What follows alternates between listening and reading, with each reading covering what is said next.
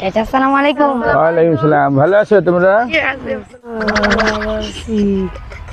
এই এটা দেখো লিখে এই ফুলা মানে এই দিক দাঁড়া এই বিয়া তো করে বিয়া দাও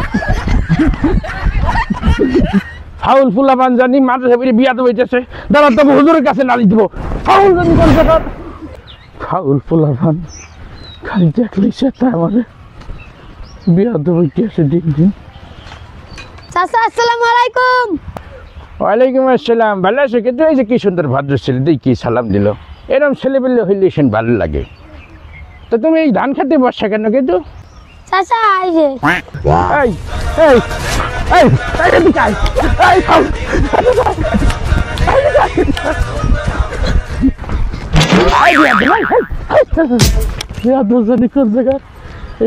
এই জায়গাতে আমি উঠতে পারবো না, দাঁড়া তোরে পরে পাবো আনি, দাঁড়া বিয়া দেবো। মেজাজটা সালাম আলাইকুম। ওয়ালাইকুম। মন মেজাজ খারাপ কি লাগে? কি হয়েছে? আর বললেন না আজকালকার পুরা মানে এমন বিয়া তো হয়েছে, কি করছে? মুরব্বী দেখলে সম্মান দেয় না, খালি পথে ঘাটে আমার চেতায়। কি সমস্যা? আমি পথ ঘাটতে যাই আর আমাদের হারপিক দেয়।